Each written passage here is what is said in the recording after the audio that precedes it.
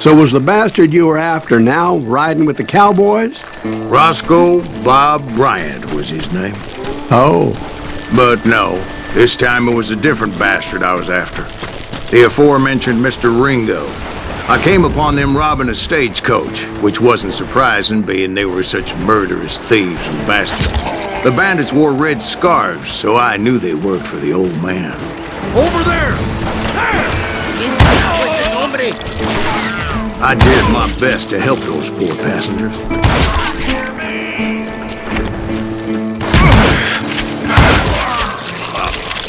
Moments later, the attackers were dead, and I checked the stagecoach to see how many passengers were still breathing. None. It was then I wondered if the rocks weren't hiding more bandits.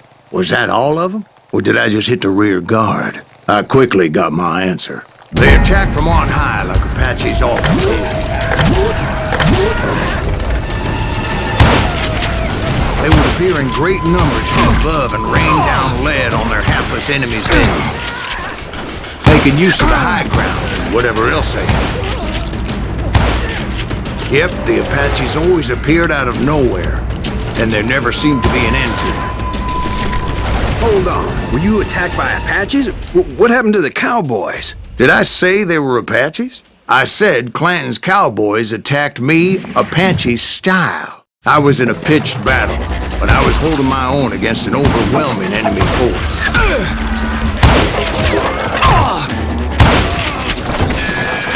See, at the time, I was still pretty green and would often blunder into regrettable situations. But I just kept shooting at anything I could see up in those damn rocks. I didn't see Ringo, but I knew he was with the cowboys. He and Roscoe Bob had done me a dreadful wrong, and I was determined to have my revenge. But to get to Ringo, I knew I'd have to fight my way past these other assholes first.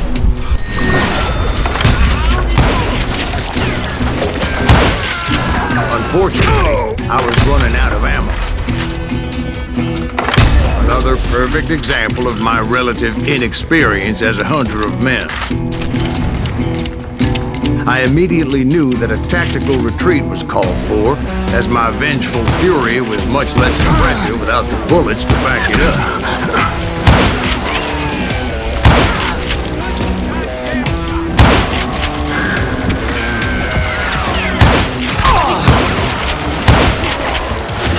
Finally, they managed to corner me. Trapped as I was, the odds of my survival seemed pretty slim.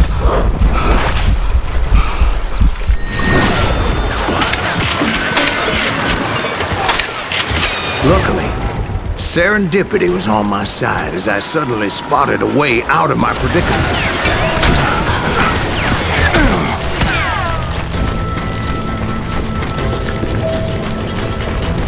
I ran ahead as if the devil himself was after me. Bullets were whizzing by my ears, but I wasn't about to roll over and die. I just kept running like there was no tomorrow. Because there wouldn't be if Clanton and his men caught up with me. As I was scurrying around those caves, I thought, what was I thinking? Going up against a gang like this?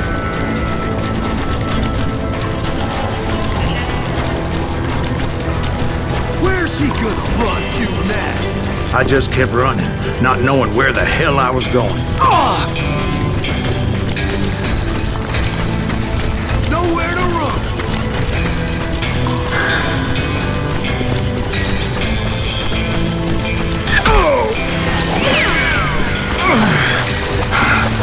And that's when something miraculous happened. Like manna from heaven, I found the desiccated remains of what looked like an Apache warrior. The old weapon next to him supplied me with some much-needed ammunition.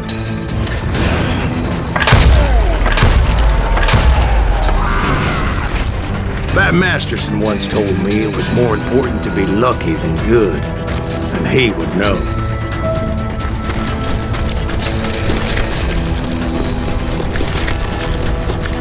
And imagine my surprise when I found a fistful of dynamite to go along with that ammo. That stroke of good fortune evened the odds and bolstered my confidence. It was time to turn the tables. Time for the prey to become the predator. Time for the hunted to become the hunter. Time. All right, Jesus, we get it. They were right where you wanted them. That's right, Jack. I was done running. And the old man's boys were not expecting that. No, sir. I came at them like a wildcat.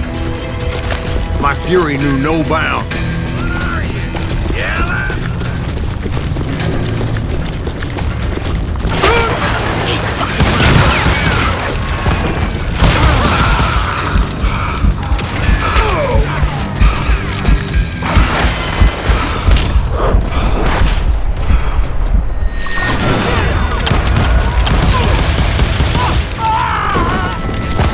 It was finally time for that old man to pay for his sins. You're mine! I guess you had enough, huh?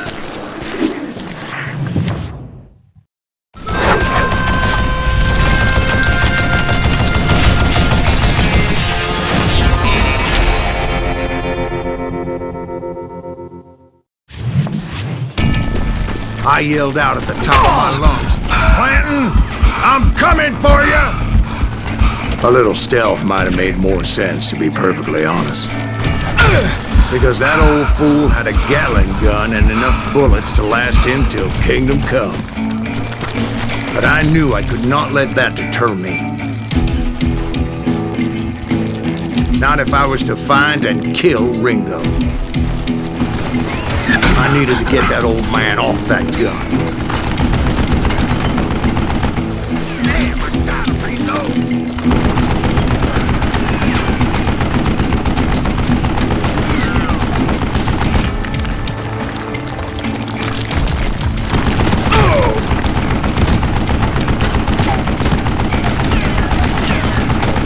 I don't know how you live this long.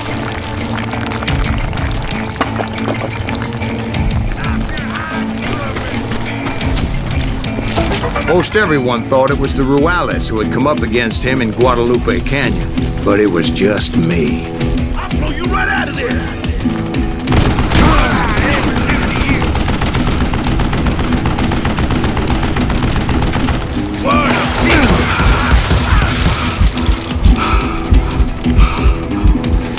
Hey, let's see what you're made of, boy!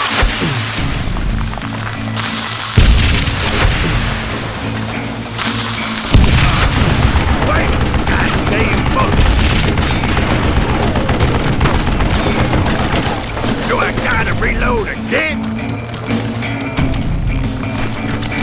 You one stupid zombie!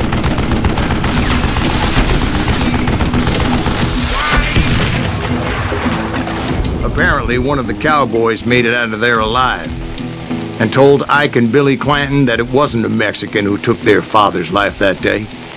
They just assumed it was one of the Earps, and that little misunderstanding eventually led to that legendary gunfight at the OK Corral.